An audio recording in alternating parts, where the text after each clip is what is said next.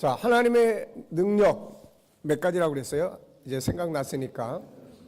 첫째, 기획. 둘째, 창조. 셋째, 관리. 지금의 그 시스템 네트워크 전부 다 이 관리 속에 들어있는 거예요. 지금 관리가 굉장히 중요한 영역으로 등장하고 있어요. 전에는 제조가 중요했고, 그러니까 산업화 시대가 됐을 때는 제조예요, 제조. 만들어내는 거. 근데 지금은 이 관리 시스템, 정보 시스템이에요, 지금은. 그러니까 만들어내는 건 누구나 원만하게 다 할 수 있는데 누가 어떻게 어떤 시스템을 가지고 더 세계화시키고 더 세밀하게 파고 들어갈 수 있는지 이제 이런 부분들에 대한 영역이에요. 거기에서는 뭐 보이는 세계와 보이지 않는 세계를 연결하는 하나님의 그런 시스템이라든지 이런 걸 우리가 전부 다 연구할 만한 가치가 있는 거죠. 그 다음에 네 번째는 뭐예요? 예, 회복, 복구. 근데 단순한 복구가 아니라 변화, 발전. 네. 예, 그 다음에가 이제 뭐냐면은, 예, 이제 완성 앞에 감동의 능력이에요. 감동. 예, 감동. 기계적으로 하나님이 일하는 게 아니에요. 하나님의 역사 속에는 항상 뭐가 있습니까? 감동이 있어요. 감동. 막 힘들게 이렇게 끌고 가는 게 아니에요. 하나님이 지시하고 명령하시는 것 같지만 사실 그렇지 않습니다. 하나님의 성령의 감동. 그래서 하나님 앞에 붙잡힌 사람들은 항상 눈물 펑펑 쏟으면서 막 감동 속에서 뭔가를 하게 되는 거예요. 이거를 가리켜서 세상에서는 EQ라고 이야기를 하는 겁니다. EQ. 예, 이 감성지능. 사람을 감동시킬 수 있고 공감할 수 있는 이런 것들이죠. 그 다음에 이제 여섯 번째가 완성의 능력, 마지막 일곱 번째가 인간의 가치를 중요시 여길 수 있는 능력이에요. 특히 하나님에게 이게 더 큰 능력이 되는 이유는 하나님보다 우리는 훨씬 못하잖아요. 우리는 그의 피조물입니다. 그런데 자기가 만든 피조물을 위해서 자기 목숨까지 내놓을 수 있을 정도로의 인간의 가치를 존중히 여겨주시는 능력이 그 안에 있는 거예요. 하물며 우리는 뭐 더 해야 되잖아요. 네, 그래서 이 일곱 가지의 능력이 우리 안에서 개발돼야 되고, 물론 더 많은 능력을 찾아낼 수 있지만은 이제 우선 그런 틀 안에서 볼 수가 있다. 자, 3장입니다. 하나님의 형상이라는 건 그럼 뭐냐? 우리 인간이 정말로 가장 위대한 것은 우리 안에 하나님의 형상이 주어져 있기 때문인데, 그렇다면은 하나님의 형상이라는 건 뭐냐? 인간이 세상에서 가장 존귀한 것은 동물이 아니고 신의 형상을 가졌다는 데 있다. 여기서 이제 하나님이라는 말을 써야 되는데 신이라는 말을 쓴 것은 안 믿는 사람들이 이제 조금 더 쉽게 접하기 위한 이유 때문이에요. 그래서 우리는 하나님이 더 익숙하지만 세상은 신이 더 익숙해요. 그래서 가로 해놓고 대문자 갓을 써놨으니까 그런데 오해가 없기 바랍니다. 현대 인간들은 좀 더 똑똑한 자녀를 낳기 위해서 영웅들의 정자를 얻으려고 하죠. 그런데 사람들은 왜 인간보다 뛰어난 전능자의 형상을 가지고 있다는 사실을 주목하지 않는가? 어째서 인간은 세상을 다스리고 거대한 문명을 창조하며 가장 아름다운 가치들을 창조할 수 있는가? 그 이유는 인간의 본질이 신의 특성을 가지고 있기 때문이다. 우리는 이 사실을 바로 알고 이것을 깊이 연구해야 한다. 그러면 당신도 당신의 자녀들도 세상을 다스리는 위대한 영웅들이 될 것이다. 자, 하나님의 형상이란 뭔가? 우리의 본질이 되는 하나님의 형상이라는 게 뭔가? 예수님은 이 부분을 확실하게 설명을 합니다. 그것이 요한복음 4장 24절이에요. 하나님은 영이시니 예배하는 자가 영과 진리로 예배할지니라. 하나님은 영이시다. God is Spirit. 네, 그래서 그에게 예배하는 사람들도 다 뭘로 하라고 그러는 거예요? 예, 영으로 하라는 거예요. 그런데 영으로 하라는 것이 뭐예요? 우리의 영적 존재, 우리 안에 있는 하나님을 닮은 다섯 가지 성품을 다해서 마음을 다하고 뜻을 다하고 성품을 다해서 그 이야기예요. 그것을 가지고 하나님께 예배하라는 이야기입니다. 여기에 이제 하나님도 영이시고 우리도 영이에요. 그래서 하나님은 영이라고 소개합니다. 하나님은 영이다. 따라서 우리 역시 그분을 닮은 영적 존재다. 시편 기자는 이게 인간의 본질이라고 이야기를 합니다. 나 곧 내 영혼. 나 곧 내 영혼. 그러니까 나의 본질은 육체 껍데기가 아니고 영혼이라는 것. 그러면서 이 부분은 참 중요한 말이에요. 나 곧 내 영혼은. 왜 그러냐면은 우리가 심리학이나 이런 쪽에서 보면은 대부분 자기 실현이라는 말을 많이 해요. 우리가 방송에서나 이런 데서 나오는 걸 이렇게 보면은 그 아침에 이제 방송하는 신가족 계획 뭐 이런 데서 나타나는 내용들을 이렇게 보면은 상담자들이 상담을 할 때 이제 주로 어떤 상담을 하냐면은 가족 관계에 문제가 있을 때 항상 상담의 원리를 보면은 자기 삶을 건강하게 우선 사세요라는 조언을 해요. 상대방 때문에 자기 인생을 무너지게 하지 말라는 거죠. 그래서 자기의 건강, 자기처럼 일단 살기 시작하세요 라고 조언들을 거의 똑같이 합니다. 그래서 심리 상담에서 가장 기본 원리는 상대방에 매이지 말고 그냥 놔두고 당신은 당신의 인생을 살아보세요. 자기처럼 사세요. 그래서 이제 조언하는 것 중에 뭐 먹고 싶은 거 먹고 그동안 자식들만을 위해서 쓰던 거를 이제는 월급 나오면 가서 먹고 싶은 것도 먹고 사 입고 싶은 것도 사 입고 자기 삶을 좀 챙기세요라고 이야기를 해요. 그래서 심리학에서는 자기 실현이라는 것이 굉장히 중요한 목표입니다. 그런데 여기서 이제 문제점이 뭐냐면 자기라고 하는 거예요. 자기. 그래서 칼 융 같은 사람은 인간의 구조를 이렇게 이야기를 합니다. 우선은 의식의 세계가 있어요. 의식의 세계. 이 의식의 세계는 내가 아는 세계예요. 내가 어렸을 때 누구한테 한 대 맞았어. 그걸 내가 기억하고 있어. 이거는 의식의 세계예요. 저 사람을 딱 봤어. 아, 나쁜 사람이네. 좋은 사람이네. 저 사람하고 관계를 이렇게 해야 되겠네. 이거는 의식의 세계예요. 그런데 그 다음에 이제 무의식의 세계가 있어요. 그래서 이 무의식을 개인 무의식, 집단 무의식 둘로 나눴습니다. 그래서 개인 무의식은 개인적으로 자기 속의 내면의 세계 속에 잠재되어 있는 내용이에요. 기본적으로 우리 안에는 뭐가 들어있습니까? 창세기 1장의 내용도 무의식 속에 들어있고 창세기 3장도 무의식 속에 들어있어요. 그러면서 커오면서 또 받은 수많은 내면의 상처들이 내 속에 바닷물 속에 쓰레기가 들어가 있는 것처럼 들어가 있는 거예요. 이게 불쑥불쑥 나오는 거죠. 때로는 나쁜 것만이 아니라 좋은 것도 불쑥불쑥 나오는데 이게 창세기 1장에서 받은 하나님의 성품의 본능이고 살아오는 과정에서 내게 좋았던 추억들이죠. 이게 이런 것들이 이제 불쑥불쑥 나오는 거예요. 이거는 내가 생각하고 안 하고 상관없이 어느 날 딱 떠오른다든지 이런 거죠. 그 다음에 집단 무의식으로 나눴어요. 집단 무의식은 뭐냐면은 민족적, 어떤 가족적. 그래서 한국 사람은 어디 가든지 한국인의 티가 나는 이런 상태. 그래서 이런 부분들 우리 안에 들어있다 이렇게 이야기를 합니다. 그런데 이제 여기에서 이제 중요한 것은 이제 이런 자아, 무의식 뭐 이런 거 이야기하지만 결국 이 사람이 가장 중요한 목표를 어디에 두려고 했냐면은 인간의 가장 중요한 것은 가장 핵심적. 그러니까 이 다른 부분들은 다 주변에 둘러 있는 부분들이에요.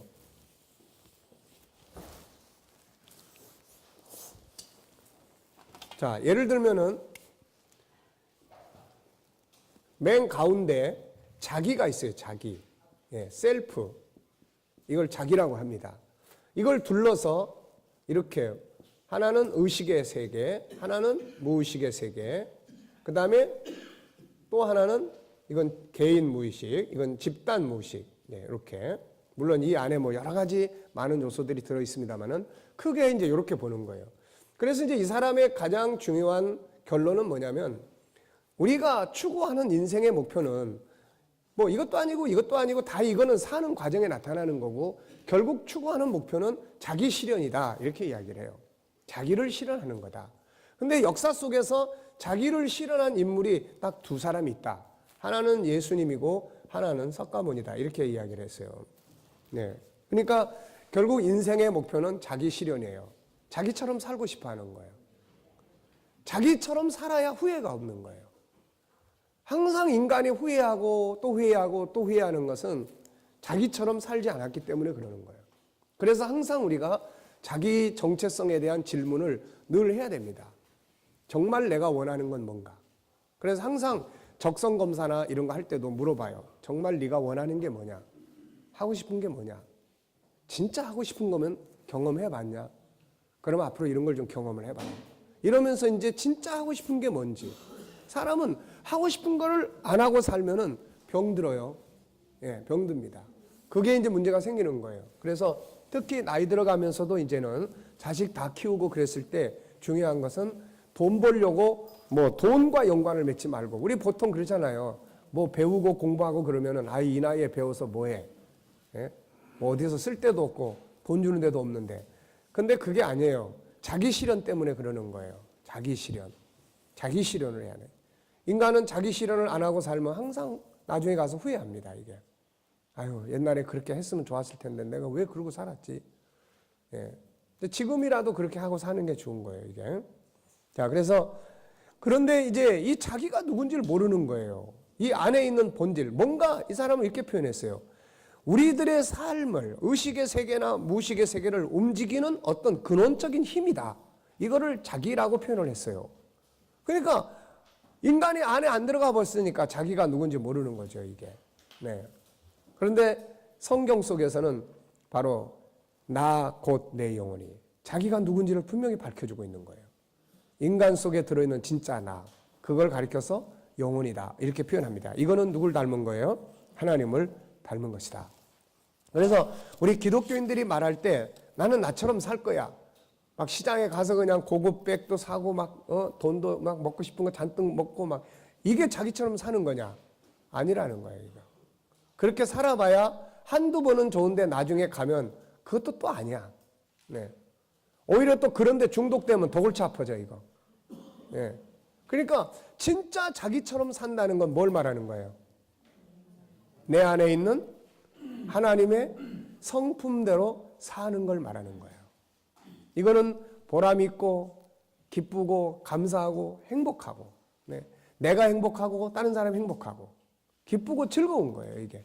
그러니까는 바로 우리가 그런 틀을 가지고 나를 산다 그랬을 때는 바로 그러면 임시적으로 아유 이제 좀 자신을 위해서 좀 단장도 하고 좀 뭐 맛있는 것도 사잡수고 하세요, 이렇게 할 수 있어요. 그러나 이건 근본적 자기가 아니라는 거예요. 그거는 그 방편을 통해서 엘리야에게 떡을 주셔가지고 기운 차려서 시내산에 가서 진짜 자기를 찾을 수 있도록 하신 그런 원리와 같은 거다, 이렇게 보시면 돼요. 자, 인간의 창조의 두 면이 있습니다. 이 부분에 대해서 더 자세히 살펴보자. 앞서 설명한 대로 성경은 인간의 설계 도면이다. 성경을 통해서 인간의 존재적 배경, 창조의 과정, 구성, 존재의 목적 등을 자세히 볼 수 있다. 그 가운데 인간 창조의 과정과 구성을 살펴보자. 성경은 두 곳에서 인간 창조에 관해 설명하죠. 첫째는 창세기 1장 27절에서 하나님의 형상대로 만들었다. 이거는 어떤 존재로 만들어졌다는 거예요? 영적 존재. 보이지 아니하지만 실존하는 존재로 만들어진 거죠. 두 번째는 흙으로 사람을 지으셨다. 생기를 코에 넣었다는 것은 그의 생명을 불어넣으셨다는 이야기죠. 그러니까 육체는 흙에서 만들어진 거고 그 생명의 본체는, 영혼은 하나님이 그 안에 담으신 것이죠. 이 부분은 인간의 겉부분 육체 창조를 보여줍니다. 육체는 흙에 나왔어요. 인간은 하나님을 닮은 영혼과 흙에 나온 육체, 혹은 영혼. 여기서 이제 우리가 기억해야 할 것은 혼의 기능은 영에 속해 있는 겁니다. 그래서 영혼이라고 말할 수도 있고 뭐 영혼, 육 이렇게 나눌 수도 있는데, 뭐 혼의 기능 자체가 속한 곳이 육에 속한 게 아니에요. 육에. 혼의 기능이 독립적인 제3의 어떤 존재가 있는 게 아니에요. 이건 영에서 나오는 정신 기능입니다, 이게. 그래서 영이 맑으면 혼, 정신, 마음이 맑은 거예요. 그래서 이건 여기서 나오니까 분리해도 이렇게 되고, 인간이 세상을 떠날 때는 둘로 나눠지는 거예요. 하나는 육체로 나눠지고 하나는 영 따로 혼 따로 가는 게 아니고, 혼은 영에서 나오는 기능이라는 거, 이 점을 기억을 하세요. 그래서 뭐 신학적으로 우리가 2분설, 3분설 이렇게 나누지만은 큰 틀에서는 영적 존재와 육체 이렇게 나눌 수 있어요. 영혼과 육체가 모두 중요하지만 그 중에서도 중심은 영혼이에요. 그래서 건강 관리를 할 때 항상 우리는 이 두 가지 관리를 잘 해야 됩니다. 육체는 오염되지 않은 흙에서 나온 것들을 섭취하는 것이 육체의 건강 관리에 도움이 되고, 영혼은 본체인 하나님과 하나 될 때 회복이 되는 거예요. 세상은 안타깝게도 육체의 건강에서는 많은 노력을 기울이지만 영혼의 건강 관리에서는 별로 관심을 두지 않습니다. 우리가 그래서 요즘에는 그냥 신앙의 관점에서 보기보다는 신앙이 왜 필요한지를 심리학적 관점에서 보는 것이 훨씬 효과적이에요. 네. 목사가 교회 좀 다니시죠 하는 말을 하는 거하고 데일 카네기라는 심리학자가 인간관계학자가 와서 신앙생활을 좀 해보시는 것이 인간관계에 굉장히 도움이 됩니다 라고 이야기하면은 누구의 말이 더 효과적일 것 같아요? 네, 왜 그럴까요? 네. 그게 심리적 문제예요. 그게 인간의 심리는 참 묘해요.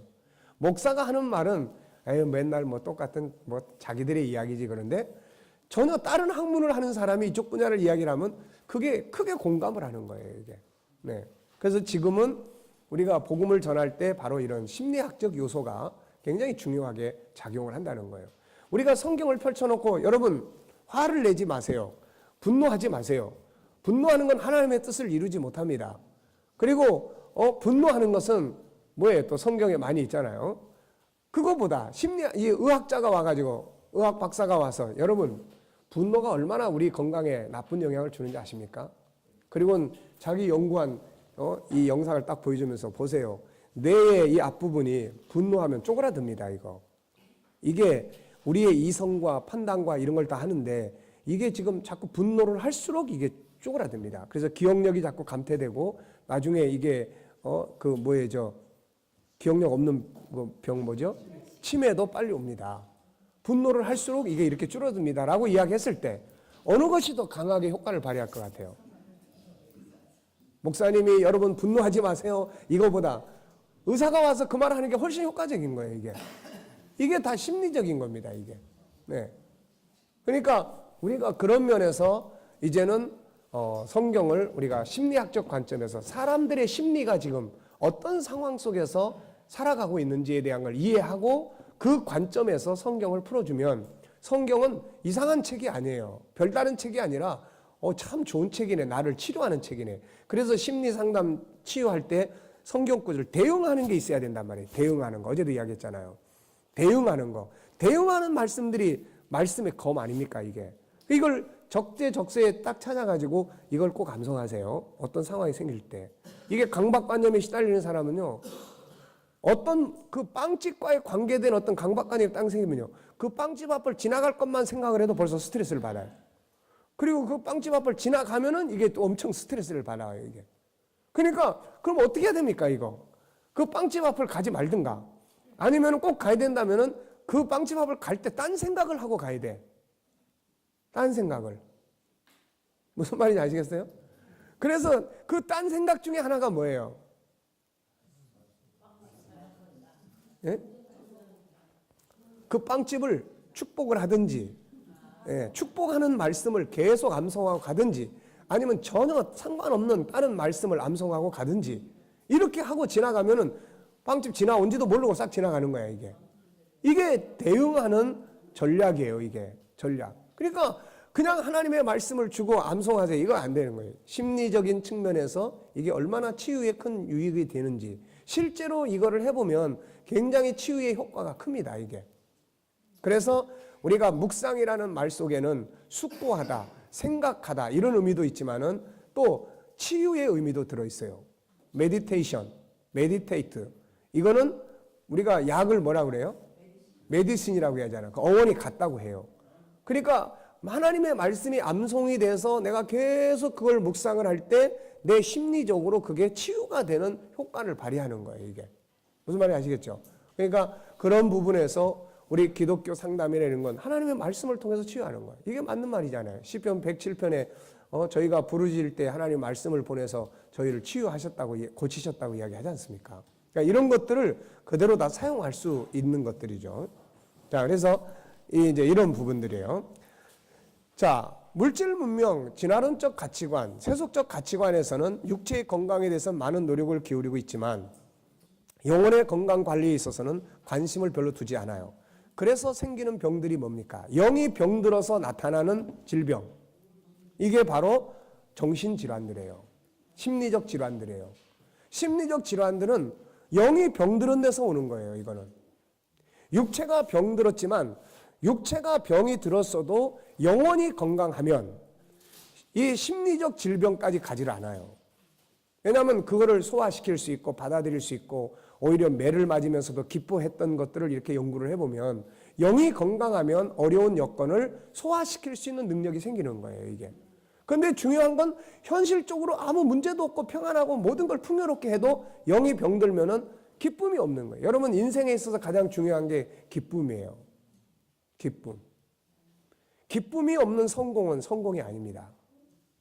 예. 그래서 요즘에는 어떤 목표를 이루는 것이 성공이 아니라 과정이 중요하다는 말을 많이 해요.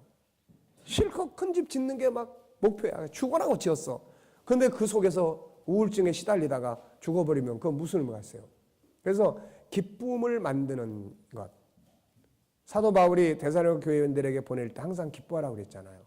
근데 사실 그 편지를 받는 데살로니가 교회는 기뻐할 상황이 전혀 안 돼 있어요. 환난을 받고 있죠. 궁핍하죠. 고통받고 있죠. 순교자들이 생기죠. 이런 속에서 어떻게 항상 기뻐합니까? 이거는 기쁨을 만들어야 돼요. 예수님께서 팔복 중에 뭐라고 그랬습니까? 피스메이커라는 말 썼어요. 우리는 조이풀 메이커가 될 수 있어야 돼요. 기쁨이 충만하는 것을 만들어내는 거죠, 이게. 그래서 심리학적으로 보면은 만드는 것이 참 중요합니다. 자기 심리를 자기가 다루는 것, 만드는 것. 그래서 어떤 문제가 생겼을 때 그 속에서 기분 전환할 수 있는. 절대로 감정을 그대로 순종하면 안 된다는 거죠. 분노하는 감정이 일어나는데 그냥 따라가. 우울한 감정이 생기는데 계속 따라가. 여러분 보세요. 사랑하는 가족이 세상을 떠나면 우울한 게 당연한 거예요. 근데 이 우울함이 계속 가면 이 사람의 인생은 망쳐요. 빨리 빠져나와야 돼요. 근데 외부에서 오는 어떤 상황의 변화를 통해서 저절로 기쁨이 생기기를 기대하면 안 됩니다. 만들어내야 돼요. 그래서 사도 바울은 진리와 함께 기뻐한다고 이야기했어요. 성경을 연구하고 배우고 가르치는 거.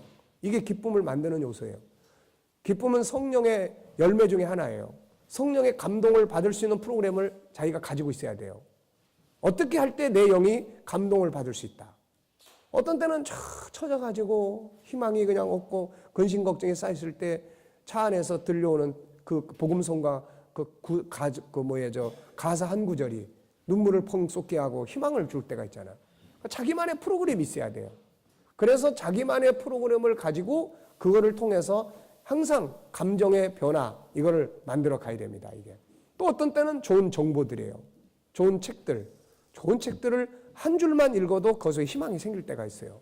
그러니까 이런 어떤 자기 나름대로의 감정을 바꿀 수 있는 이런 조절을 통해서 빨리빨리 어떤 자기 삶의 틀을 변화시켜주지 않으면 이게 한번 우울감이 오면 계속 누적이 돼.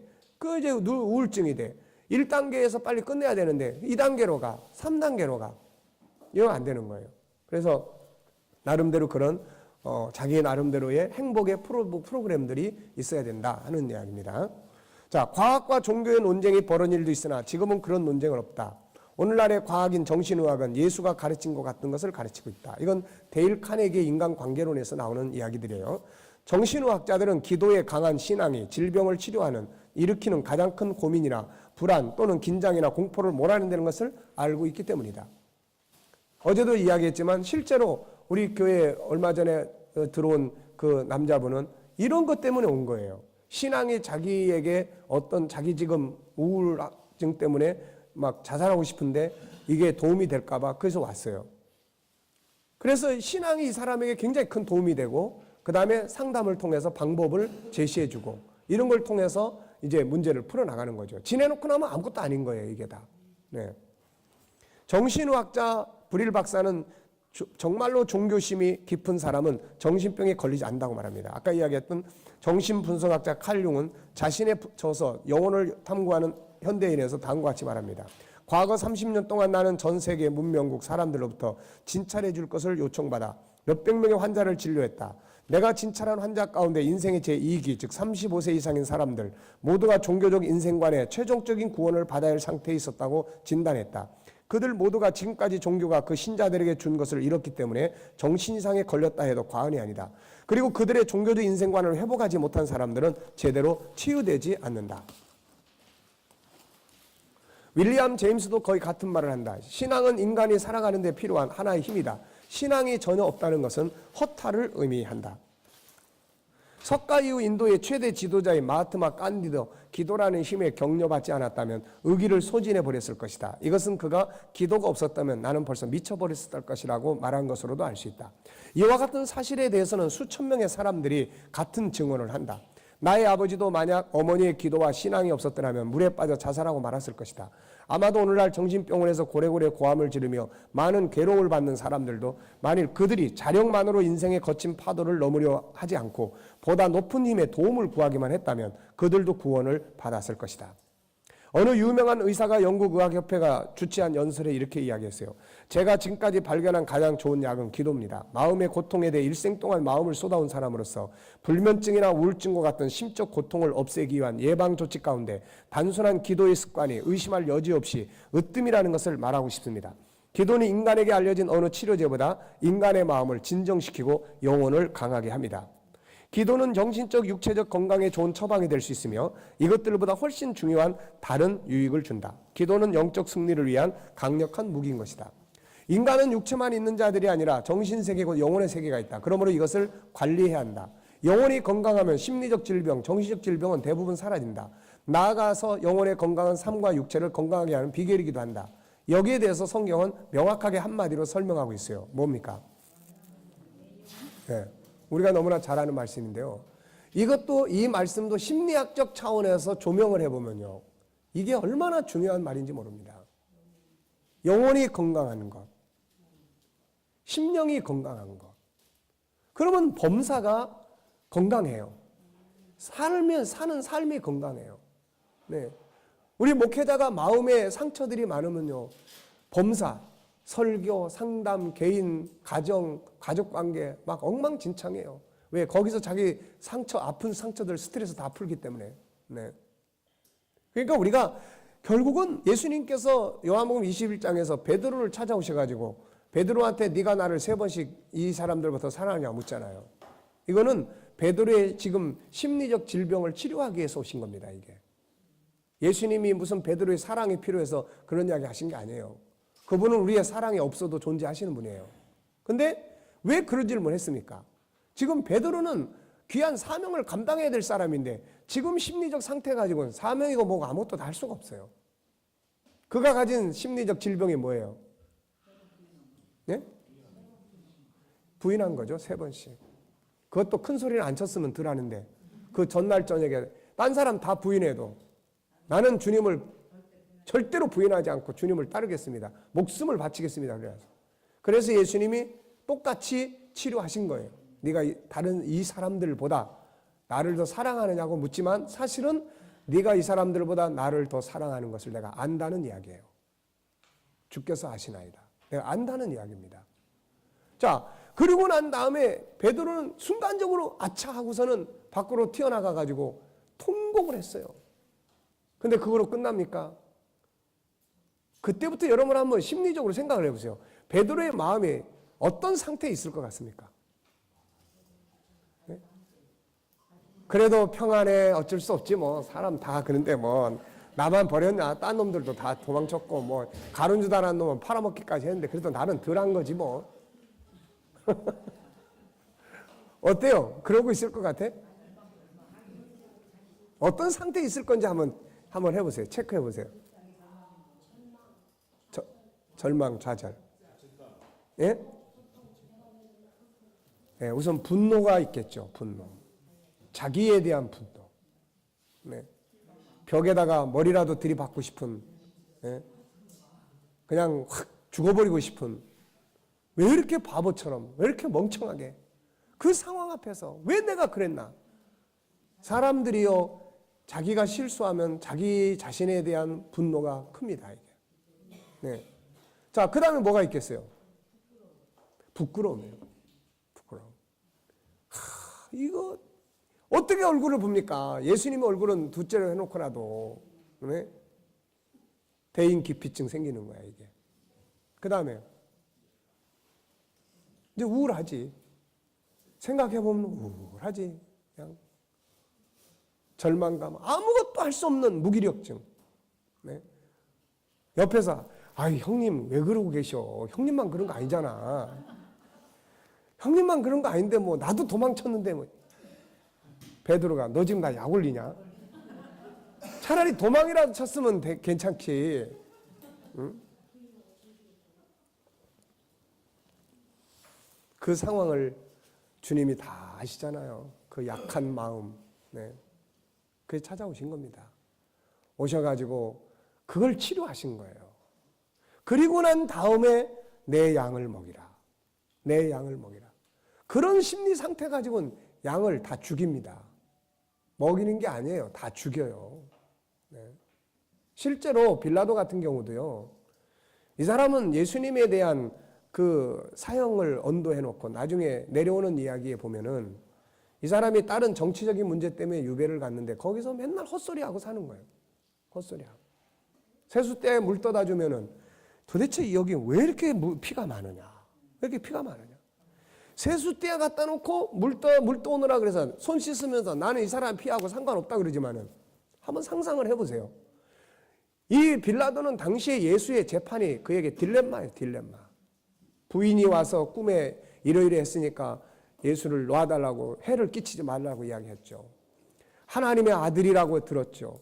요한복음 19장에 보면 빌라도가 예수가 하나님의 아들이라는 말을 들었을 때 두려워했다고 이야기를 했어요. 두려워했죠. 왜냐하면 로마는 다신교 아닙니까? 그러니까 황제가 주로 신의 아들이라든지 그런 개념이란 말이에요. 그 다음에 예수님의 기적이나 이런 정보를 잘 알고 있죠. 그리고 예수에게 죄가 없다는 사실을 뻔히 알고 있죠. 네? 그런데 그 비참한 최고의 형법인 십자가 형틀에 넘겨줬다 이거죠. 상처라는 것은 딴 사람이 나에게 해를 끼쳤을 때도 상처가 되지만 내가 딴 사람한테 치명적 상처를 안겼을 때 그게 상처가 돼요. 왜? 인간 속에는 이 거룩성이라고 하는 양심의 가책을 느끼게 돼 있는 이 기능이 있다고요, 이게.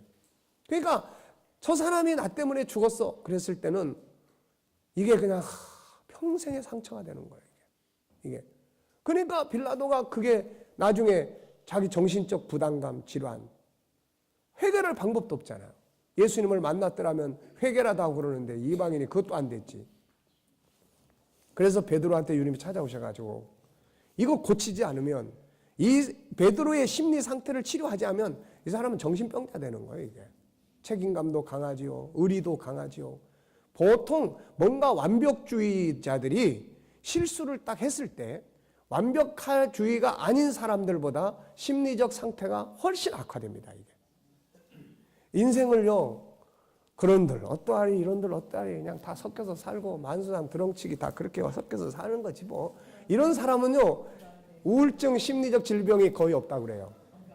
대부분 완벽주의, 그리고 똑똑한 사람, 뭔가를 성취해내려고 하는 사람, 네, 이런 사람들이 대부분 심리적 질병이 크다고 그럽니다. 그래서 이런 걸 잘 고치면 이 사람들은 그걸 경험 삼아서 사람들을 치유하는데 굉장히 효과적인 그런 심리 치료자들로 일할 수가 있어요. 자기가 경험을 했기 때문에. 그래서 심리 치료자들은 학문만 가지고 되는 게 아니에요. 대부분이 다 그런 면에서 무지한 고민을 했던 경우들이 아주 많습니다. 네. 자, 그러니까 그런 부분들이에요. 그래서 예수님께서 심리요. 잠언에서 그런 이야기 얼마나 많이 했어요. 네, 마음이 병들어 버리면 그것이 뼈를 썩게 한다. 네. 심리적 질병이 무서운 거예요. 그래서 요한 3서 1장 2절이 그렇게 중요합니다. 제가 옛날에는 이 말씀을 어느 이제 다른 교단이나 이런 데서 이 내용을 갖다가 세상에 축복받는 데만 자꾸 이용을 하니까 이 말씀을 볼 때마다 별로 기분이 안 좋았어요. 자꾸 그렇게. 그럼 거꾸로 해가지고 그러면 범사가 잘 안 되는 사람들은 뭐야? 영혼이 잘 안 됐다는 거예요. 뭐예요, 이게 지금? 네, 이런 거. 네. 근데 심리학적 측면에서 조명을 하고 보니까 이게 얼마나 중요한 말씀인가 말이에요. 이게 성경은 영혼을 다루는 책이기 때문에 물질주의를 갖다 대입하면은 이상한 말씀이 되는데 정말 인간의 영혼을 다루고 심리를 다루는 데서 보면 하나님의 말씀이요, 그렇게 진리일 수가 없는 거야, 이게. 그렇게. 네. 그러니까 안 믿는 사람들한테도요, 얼마든지 성경을 통해서 그들에게 먼저 성경 구절을, 성경 말씀 구절을 전해줄 수 있는 이런 요소들이 너무 많아요, 이게. 성경에 얼마나 능력 있는 말씀들이 많습니까? 부적 많이 붙여놓은 집에다가 가가지고 이거 얼마짜리 부적이요? 50만 원 전데. 아이고, 내가 100만 원짜리 부적 하나 줄게, 내가. 예? 공짜로. 이건 효험도 없어. 근데 이거 날마다 아침 저녁으로 외우고 살아봐. 이게 얼마나 놀라운 효험을 주는지. 빌립보서 4장 13절 하나 써진 거 이거 아침 저녁으로 외워봐. 내게 능력 주시는 자 안에서 내가 능치 못하심이 없느니라. 예? 여러분 이제는 우리가 그렇게 전도도 하고 복음도 전하고 그렇게 할 수 있는 거예요 다. 네. 그러면 꼭 뭐 예수 믿고 천국 갑시다 이것만이 아니라 그렇게 사용할 수 있는 게 성경성이 너무 많다는 거예요. 이게. 현대인이 필요한 방법으로 전해줄 수 있는 요소들이 너무 많다는 거예요. 네. 아까도 얘기했잖아요. 아들이 하나님 신의 아들이 되는 게 좋아요? 아니면 엄마 닮은 아들이 얼마 닮으면 더 똑똑하겠어요? 그러면 다 웃어요. 자기 닮았다 그러면 좀 그렇고 뭔가 좀 모자란 감이 있잖아요. 신을 닮았다 그러면 그거 좋은 것 같고.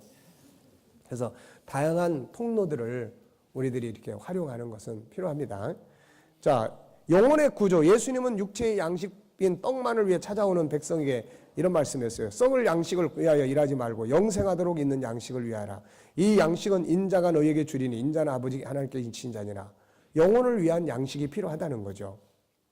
왜냐하면 인간에게 있어서 영혼의 중심이 이기 때문이죠. 살리는 건 영이니 육은 무익하다. 내가 너에게 이런 말이 영이요 생명이다. 영혼이 그 사람의 중심이에요. 심리학자들이 강조하는 자기라는 것은 바로 뭘 말하는 거예요? 영혼이에요. 그러니까 우리는 이목고의 해답도 가지고 있고 심리학자들이 말하는 자기라는 게 뭔지도 우리는 알고 있고 이게 얼마나 대단한 겁니까? 그래서 사도 바울이 예수를 아는 것이 가장 고상한 지식이다. 이렇게 이야기를 했어요. 이런 말을 한 거는요, 바울이 무식해서 그런 말을 한 게 아니에요. 단지 예수님만 알아가지고 예수님만 높이기 위해서가 아닙니다. 그는 헬라 철학을 능통하고 있었어요. 당시에 소크라테스나 플라톤이나 이런 사람들의 철학적 사고가 그 당시에 세계를 다 지배하고 있었잖아요. 예? 로마의 어떤 철학이나 학문이나 이런 것들 다 통달하고 있는 거죠. 이런 속에서 예수님을 딱 만나고 예수님의 나라를 알고 딱 나니까 인간에게 이보다 위대한 이 진리가 없는 거야 이게. 그렇게 많은 이야기들을 하고 고상한 이야기를 해도 그게 사람을 구원을 합니까? 인간의 꿈을 실현시켜주는 어떤 것을 명확하게 보여주기를 합니까? 그래서 예수님을 아는 지식이 가장 고상한 것이다. 이렇게 이야기를 하고 있습니다. 자, 그래서 뇌과학자들이나 신경과학자들이 말하는 정신세계, 마음의 세계란 바로 영혼의 세계를 말하고 있다. 그러므로 영혼이 건강해야 삶이 건강하고 육체도 강건하다고 하는 이 삶의 원칙을 잊지 말아야 한다. 이제 중요한 것은 영혼의 구조다. 육체 안에도 다양한 구조가 있다. 뇌, 심장, 폐, 대장, 간, 췌장 등 다양한 구조와 기능들이 있다. 마찬가지로 영혼이라는 영적 존재 안에도 다양한 구조가 들어있고 이건 본능적으로 밖으로 나타난다. 우리가 이 부분을 이해를 해야 돼요. 왜? 우리 모두가 앞에 것까지는 잘 이해를 해요. 우리는 하나님의 자녀고 우리 안에 영혼이 있고 우리는 영적 존재고 여기까지는 기독교의 신학적인 틀이 다 잘 알고 있습니다. 이게.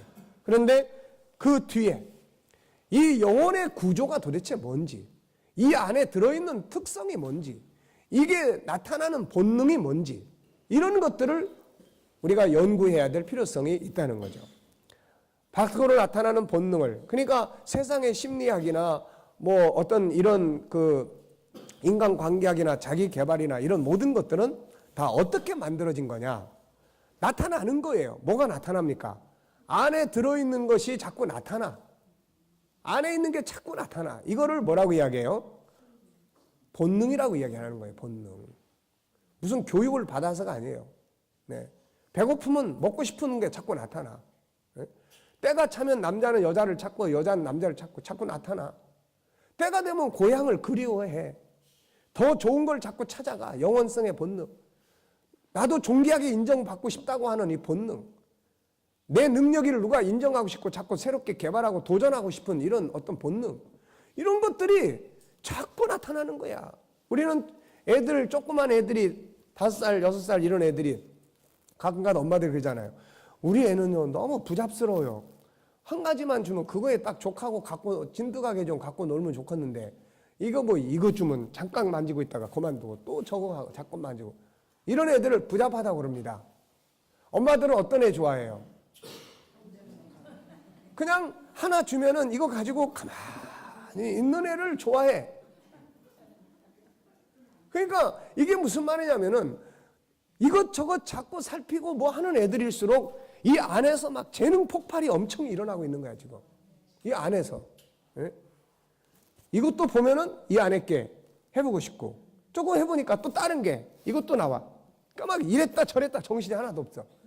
근데 이거를 부모는 이제 가만히 안 있다고 야단치고 매 때리고 막 사실은 이때 재능이 뭔지를 찾아볼 수 있는 좋은 기회들인데 재능의 문을 부모가 그냥 회초리 들고 문 닫아 다 문 닫아 버리는 거예요. 예. 이게 참 알지 못하면 이 시편 49편이 그 이야기예요. 알지 못하면. 네. 존귀하지만 알지 못하면 어때요? 그냥 동물로 키우는 거야. 동물로 키우는 거예요. 제가 이런 연구를 하면서 나름대로 하나님의 형상을 오랜 세월 동안 연구하고 했지만은 야, 우리 아들이 조금 더 어렸을 때 내가 조금 더 이런 이 이야기들, 이 생각들을 조금 더 빨리 가졌더라면 지금보다 훨씬 더 좋은 대화를 많이 할 수 있었을 텐데 하는 아쉬움이 그래도 그때도 하나님 형상을 기반으로 해서 너는 사람들 앞에서 인격성을 보면 말해야 되니까 항상 말하는 능력을 말을 할 줄 알아야 돼. 실수해도 말해야 돼. 이런 것들을 이야기는 했어도 지금처럼 풍성하게는 못했으니까 이게 늘 아쉬움이 남아요. 그런데 뭐 이제 손주 나면은 이제 해야지. 이제 손주 나면은 그래서 손주 나면 이제 제대로 교육을 한번 이제 해야지 돼. 네. 네.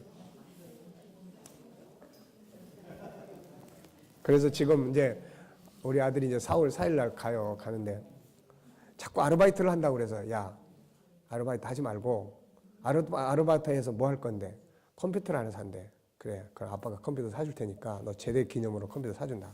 그 대신에 너 이제 가기 전에 할 일이 있어. 뭔데요? 너 거기 가서 교회 교사로 일한다며. 네, 교사로 일할 자리를 이제 자기들끼리 이제 이야기해 놓은 것 같아. 그럼 이제 가서 뭘 가르칠 건데? 너 가르칠 거 공부 좀 하고 가야 된다. 뭔데요? 아빠가 지금 하고 있는 이거 G7이다, 이거. 이거 이제 가기 전에 너 이제 아르바이트 해야 돼. 그래서 컴퓨터 이제 사주고서는 이거 다 사줬으니까 이제부터는 아르바이트 계획 세워야 된다. 그래가지고 지금 계획을 다 세워놓고 있습니다. 가기 전에 너 이거 충분히 공부하고 가야 돼. 그래야 멘토도 하고, 그래야 개인적 리더십도 하고, 아이들 가르칠 수도 있고 그러니까. 그러니까 부모들이, 그래서 제가 지금 우리 화요일날 이제 하는 이 애기 엄마들, 우리 전도사님들한테 다시 다 전화해가지고 또 그 담당자들한테 다시 전화해가지고 이 공부를 반드시 영유아 엄마들, 그 다음에 유초등부 엄마들 반드시 이거 공부하게 해야 된다. 이거를 해야 애들을 제대로 키울 수 있으니까. 그래서 그런지 요즘에는 우리 어른 예배 때 아예 애들 데리고 오는 부모들이 있더라고요. 애들 데리고. 그러니까 그런 부분들에서 부모가 내용을 정확하게 알면, 그러니까 이게 부모가 세뇌가 돼야 돼, 이게. 다 끝난 다음에, 문 다 닫아놓은 다음에, 그렇지, 유일성이 있는데 왜 이래 버렸지? 이러면 안 되잖아, 이거. 그러니까 그런 부분들을 부모가 바르게 이해하고 거기에 맞도록 연구하고 또 책을 읽고, 그래서 이제 그런 부분들을 우리가 이제 바르게 이해를 해야 올바르게 교육할 수 있는 겁니다. 자, 밖으로 나타나는 본능을 통계학과 임상으로 정리한 것이 바로 심리학이에요. 그게 심리 치료 방법들이에요. 그러다 보니 정확하게 알 수가 없어요. 안에 들어가 볼 수가 없기 때문에요. 사실 심리학이라는 게 이게요, 정답이 없어요. 이게 사람마다 다 다르니까. 똑같은 방법 가지고 도입해가지고 이게 되는 게 아니에요, 이게. 네. 그래서 현재까지 나타난 심리 치료 방법만 400여 가지가 된다고 합니다. 그러나 성경은 달라요. 나타난 본능을 가지고 사람의 심리를 다루는 게 아니라 인간 속에 들어있는 인간의 설계도를 우리는 본단 말이에요. 무슨 말인지 아시겠어요? 설계 도면을 보는 거야. 네? 그것이 바로 영혼의 세계에 대한 자료예요. 그러므로 성경은 훨씬 뛰어난 심리치료 전문 서적입니다. 하나님보다 더 뛰어난 심리치료자가 있을까? 그분은 인간을 설계하신 분이에요. 우리는 예수님을 인간관계의 달인이라고 부릅니다. 그가 이처럼 인간관계의 달인이 될 수 있는 이유는 뭐예요?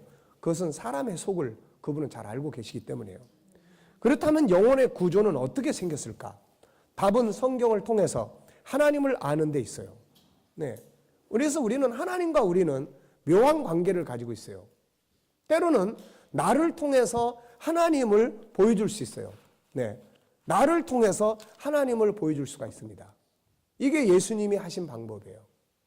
하나님을 보여주세요. 나를 본 자는 아버지를 봤느니라. 이게 우리가 사용할 수 있는 방법이에요. 앞으로 우리가 하나님의 형상을 제대로 살아가기만 한다면 뭐 완벽하진 않지만 사람들에게 나를 통해서 하나님을 설명할 수가 있어요. 내가 이렇게 사는데 이건 내 안에 이런 성품에서 나오는 겁니다. 내가 이렇게 능력을 개발했는데 이거는 이 안에서 나오는 거예요. 이거는 하나님 아버지를 닮은 성품입니다. 당신 속에도 이 성품이 들어있습니다. 당신이 이거를 개발하고 하나님과 관계만 갖는다면 빛을 발할 수 있습니다. 얼마든지 나를 통해서 하나님 설명할 수 있는 거예요. 또 하나는 아까 이야기했잖아요. 나를 잘 이해하지 못할 때는 성경 속에 계시되어 있는 하나님을 연구해봐요.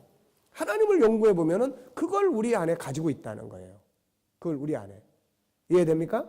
그러니까 때로는 나를 통해서 하나님을 알 수 있고 하나님을 통해서 나를 알 수 있는 이런 구조와 관계가 되어 있다는 거죠. 그래서 하나님보다 성경 속에는 하나님을 소개합니다. 그래서 이 5가지 성품을 정리한 것은 창세기부터 요한계시록까지 나타나고 있는 하나님의 특성이 뭘까? 우리가 하나님을 닮았다면 하나님의 특성이 뭘까? 이거를 연구하면서 이 5가지를 정리를 한 겁니다. 그러니까 물론 더 많은 세미한 것들, 우리가 뭐 하나님을 이 5가지 영역 안에다가 제한시키거나 묶을 수는 없어요. 그럴 수도 없는 거고. 더 많지만 일단 나타난 특징 중에 대표적 5가지를 여기에다가 설명을 해놓은 거예요. 무슨 말인지 아시겠죠? 그래서 이걸 뭐 절대적 진리라고 이야기해서도 안 되고 그 중에 대표적인 나타나는 것이 이것이다라고 우리는 보면 돼요. 하나님보다 이것을 우리는 하나님의 성품이라고 부릅니다. 인간은 하나님과 같은 영적 존재로 창조됐고 그 안에는 하나님의 특성이 그대로 담겨져 있어요. 마치 자녀 안에 부모의 모든 것이 담겨 있는 것 같은 이치예요. 영혼은 하나님을 닮았습니다. 그래서 하나님의 형상을 가진 사람만이 하나님을 뭐라고 불러요? 네, 이게 중요한 거예요. 다른 피조물들은 신과 피조물이에요. 네, 창조주와 피조물이라고요. 무서운 거예요. 근데 우리는 피조물이 그냥이 아니라 아버지와 자녀의 관계예요. 그래서 우리 아빠들이 절대로 자녀들한테 무서운 아빠로 인식되면 안 돼요. 나중에 아이들이 하나님을 이해하는데 굉장히 곤란을 겪습니다. 어제도 이야기했잖아요. 어떤 사람한테 하나님을 왜 이렇게 무서워하세요? 그랬더니 이 사람이 하는 말이 자기는 어렸을 때부터 아빠한테 많이 맞았다는 거예요. 지금도 트라우마 때문에 굉장히 고생을 하는데 그게 뭐냐면은 중학교 2학년 때 아빠한테 귀를 맞았어요. 귀를 맞아가지고 지금도 처음에 나도 깜짝 놀랐어요. 이제 꼭 상담할 때는 상대방 의견을 묻습니다. 더 이야기해도 괜찮을까요? 아니면 제가 가서 기도해 주는 것을 괜찮겠습니까? 꼭 물어봅니다. 그래가지고 이분한테도 제가 옆에 가서 기도해 주면 괜찮겠어요? 했더니 한참 생각하더니 네 그래요. 근데 옆에 가서 기도를 하려고 옆에 가는데 깜짝 놀라는 거예요. 의자 옮기는 소리 때문에. 근데 내가 깜짝 놀라가지고 이게 무슨 이유가 있구나. 그러고서 나중에 이야기를 나누다 보니까 중학교 2학년 때 아빠한테 귀를 강하게 얻어맞았는데 이게 큰 트라우마로 남아있어요. 그래서 이게 지금도 옆에서 뭔가 부스럭 소리만 나면 그것 때문에 힘들어하는 거예요. 이게. 그러니까 이런 부분들이 남아있다 보니까 이 사람은 하나님을 두려움의 하나님으로 이해를 하고 있는 거야. 아버지 그러면 두렵습니다. 네. 요즘에는 물론 이제 아버지도 많이 좋아졌어요. 그래서 딸 상담하면서 아버지와의 관계도 이야기를 하고 그런 이야기들을 하다 보면 이제 그래서 서로 이제 좋은 관계를 갖게 돼요. 그러니까 어떤 아버지로 인식을 심어주느냐 하는 것은 나중에 하나님을 이해하는 데 있어서 아이들에게 굉장히 중요한 역할을 합니다. 네. 아무리 하나님 아버지는 자상하세요 이야기를 해도 우리 아빠는 아닌데 아버지는 우리 아빠는 아닌데 이렇게 되는 거예요 이게. 네. 자, 그래서 그런 부분이 아주 중요합니다. 전능하신 신을 하나님이라고 부른다는 것이 얼마나 놀라운 이야기인가. 그러나 이건 엄연한 사실입니다. 영접하는 자, 그 이름을 믿는 자들에게는 뭘 줬다고 그랬어요? 하나님의 자녀예요. 따라서 우리의 영혼 속에는 하나님의 특성들이 그대로 옮겨져 있어요. 그래서 사람은 놀라운 존재, 능력 있는 존재입니다. 성경을 정리해보면 특성이 많지만 대표적인 것 5가지를 정리한 거예요. 첫째는 하나님 한 분, 유일성. 오른쪽으로 갑니다. 둘째, 인격성. 글쎄요, 인격성은 그분의 이름의 뜻이에요. 하나님의 이름이 여호와입니다. 여호와라는 이름의 뜻은 스스로 계신다는 거예요. 스스로 생각하고 스스로 자유하시고 그래서 소통의 능력을 가지시고 이게 하나님의 여호와라는 이름의 뜻이에요. 거룩성, 사랑성, 영원성. 그런데 이 놀랍게도 이 성품을 우리 안에 주신 거예요. 우리 안에 주신 거예요. 그래서 우리 인간도 하나밖에 없습니다. 그리고 스스로 생각할 수 있는 능력이 있어요. 그걸 놓고 비춰보면은 또 딱 맞아요, 이게. 그 다음에 거룩함의 본능이 있고 사랑성이 들어있고 영원성이 들어있는 거예요. 이게 바로 우리 아버지의 성품이고 이걸 우리가 가지고 있는 거예요. 이것은 자연스럽게 우리에게 나타나는 본능으로서 모든 철학자들, 심리학자, 의학자들, 특히 뇌과학자들이 찾고 싶어하는 비밀의 세계예요, 이게. 사람들은 이것을 주신 하나님을 몰라도 이것들의 일부를 활용해서 세상의 문명을 만들고 세상을 변화시켜 갑니다. 세상의 문명과 모든 변화는 다 여기서 나오는 거예요. 사람에게서 나오는 거야. 자, 그러니까 그런 부분들에 대해서 우리가 바르게 알고 내 안에 있는 것을 끌어낼 수 있어야 된다는 거예요. 잘 이해됐습니까? 자기개발 전문가 앤서니 라빈스가 말한 내 안에 잠자는 거인이냐, 엘레네스 그레거맨이 말한 내 안에 천재는 모두 이 특성들을 의미한다. 그들은 그것이 하나님의 특성인지는 몰랐을지라도 그들은 인간의 내면에 엄청난 능력을 가지고 있다는 사실을 전제로 그런 말들을 했고 실제로 그것을 개발해서 엄청난 영향을 미치고 있다. 이제 우리는 내 안에 뭐가 있는지, 내 자녀 안에 뭐가 있는지 정확하게 알고 그것을 개발해서 사용하는 일을 해야 한다. 가난하다고 힘들다고 낙심만 하고 세상 원망만 해서는 안 된다. 하나님이 아기를 세상에 보낼 때 이미 그 안에 세상을 다스릴 수 있는 엄청난 능력을 담아서 보낸다는 사실을 잊지 말라. 그것이 바로 뭐예요? 5가지 전능자의 성품입니다. 자, 10분간 휴식하겠습니다.